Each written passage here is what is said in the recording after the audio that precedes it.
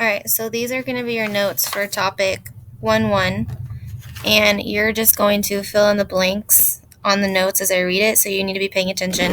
And it's going to pause in some spots so that you'll have time to write it down, so just pay attention and listen. So starting off with number 1, a period placed in a number to separate whole number values from values less than 1 is called a decimal point. So you'll just write the word decimal point off to the side right here. The value of the position of any digit in a number is called its place. The symbols used to write numbers 0 through 9 are called digits. And then it says, how can you read very large numbers? So go ahead and take the time to read that, talking about light years and astronomy.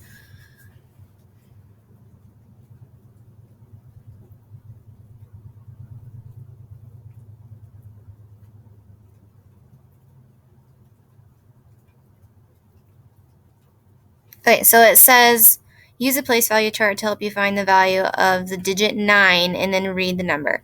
So place value chart is up here, and so we have 9 and then 3, 6, 9, 12 numbers after it. So you need to figure out where that would be up here. So we have 3, 6, 9, 12 numbers after it, which means that that 9 is in the trillion spot, which is right here. So when it asks you, use a place value to help you find the value, well, the value is that the 9 is in the trillions. And then to read the number, it would be 9,500,000,000,000 because the 5 is in the billion spot, 100 billion spot.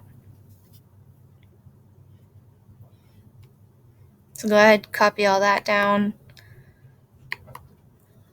Okay, so this is the bottom half of your notes. It says forms to write the numbers, and then it has this example right here.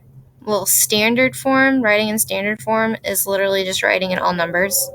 So I don't need you to rewrite it. Just draw an arrow from there to here so that you know. And then word form. Word form is where you literally have to spell everything out. So you have to spell out the numbers, and then you have to spell out the value of the number. So for this example, the word form would be 44,600,000,000, but you have to spell out 44 and you have to spell out 600. Short word form is when you still have to spell out the value, but you don't have to spell out the number. So you can actually write the number like 44, but then you have to spell out the word billion. Same, you can write out 600, but you have to write out the word million. And then expanded form is really long. So expanded form is where you have to start out with each place value. You start out with the furthest place value. And so 40, what is that, billion? So you'd have to write out 4, and then the rest of this is all zeros. And then you'd go to the next number, which is 4, and then the rest of this would be zeros. And then you go plus the next number, which is 6. The rest of this is zeros. And to see an example of this, just go ahead and, let me get off of that. Look at what I have right here. So this is expanded form. And go ahead and copy that down.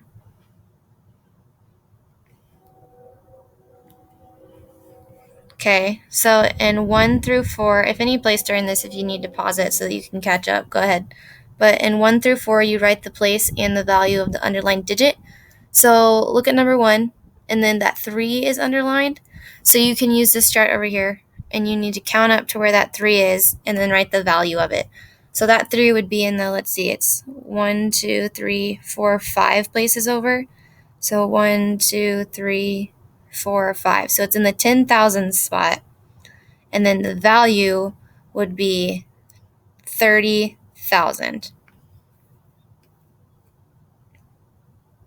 And that's how you do 1 through 4. The numbers get pretty big, but there's a chart to help you out with that. And then in 5 and 6, it says write each number in the form indicated. So you would have to write 57, what is that? 57 billion, and then you'd have to write it in expanded form. And then I have an example of that on the other page. But again, expanded form is like what we have up here that's highlighted. It's the really long way to do it. And then 321,705,000 in standard form, that's just where you write it out as a number. So that's what we did on the first one up here, where you just drew an arrow. So that one's pretty easy.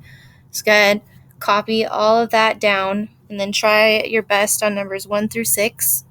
And then go ahead and pause it here and finish up with that.